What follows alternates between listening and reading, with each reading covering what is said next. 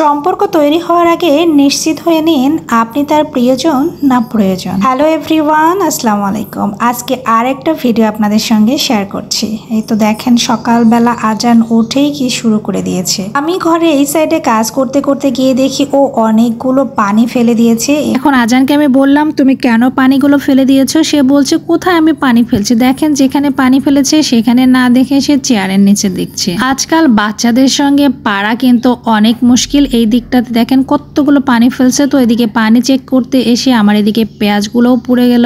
একলা সংসারে আসলে সবকিছু আমাকেই মেনটেন করতে হয়, আমার কোনো হেল্পিং হ্যান্ড নাই। কার কাছে সাহায্য নেব? আমার মেয়ে আমার কাজে একটু সাহায্য করে, ও তো আবার স্কুলে চলে গেছে। আমার মেয়ে যেদিন বাসায় থাকে সেদিন আমার একটু আরাম হয়, কারণ অনেক কাজ ওই আমাকে করে দেয়, আর আমি আমার আসলে দুইটা বাচ্চাকে দিয়ে টুকটাক সব কাজ করিয়ে নেই। কারণ অনেকে আছে যে বাচ্চাদেরকে কোনো কাজ করতেই দেয় না। আসলে কি জানেন, আমরা তো সারা জীবন বেঁচে থাকবো না, তাদেরকেই তাদের জীবনকে এগিয়ে নিয়ে যেতে হবে। আমি এই জন্য আমার বাচ্চাদেরকে সব সময় বলি যে বাবা তোমাদের কাজ শিখতে হবে, কাজ না শিখলে আসলে এই দুনিয়াতে কোনোই দাম নাই। তোমরা যতই পড়ালেখা করো, হয়তো বা পড়াশোনা করে সেই সার্টিফিকেট দিয়ে যদি কোনো কিছু তোমাদের অর্জন না করতে পারো, কিন্তু তোমাদের পরিশ্রম বা তোমাদের যে কর্মটা তোমরা শিখবে সেটা দিয়ে কিন্তু তোমাদের ভবিষ্যতে কিছু না কিছু করতে পারবে। এদিকে রান্না বান্না সেরে ঘরগুলো একটু ঝেড়ে টেরে নিয়েই তো খাবার বেড়ে নিলাম, কারণ অনেক বেশি ক্ষুধা লেগেছে। এই তো দেখেন একদম ঘেমে নিয়ে মুখ একদম লাল হয়ে গেছে আমার। যে কথাটা আমি শুরুতে বলছিলাম, আজকাল মানুষ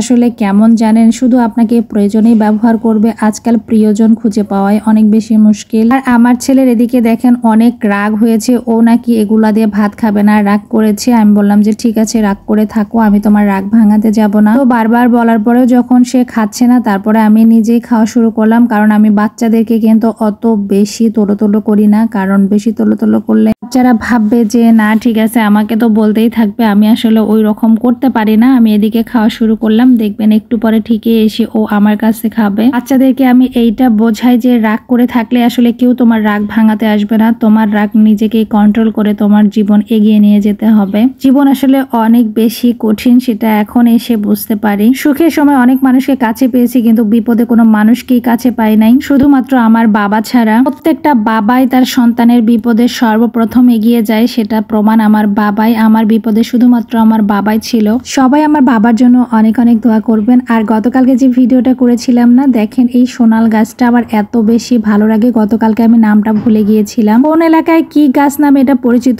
আমাদের এখানে আমরা এটাকে সোনাল বলি। এটা দিয়ে নাকফুল বানা যায়, মালা বানা যায়, সেমাই বানা যায়। ছোটবেলায় কত খেলতাম। আমাদের রান্নাঘরের উপরে এইরকম একটা গাছ, অনেক বড় একটা গাছ ছিল, আমার অনেক বেশি ভালো লাগে, খুব মিস করি। তো এখানে আসলে আমি গাছটা পাবো আমি চিন্তাও করতে পারি না। আর দেখেন এত বেশি গরম পড়েছে, একটু পর পর কারেন্ট চলে যাচ্ছে, একদম মুখ চোখ লাল হয়ে আছে। কি আর করব বলেন, করার তো কিছু নাই। আমাদের মতো মধ্যবিত্ত মানুষদের আসলে কি আর বলবো, নুন আনতে পান্তা ফুরিয়ে যাওয়ার মতো অবস্থা। সেখানে গরম লেগেছে, খারাপ লাগছে, এগুলো বললেও আসলে হাস্যকর লাগে। তো সবাই ভালো থাকবেন, সুস্থ থাকবেন, আল্লাহ হাফেজ।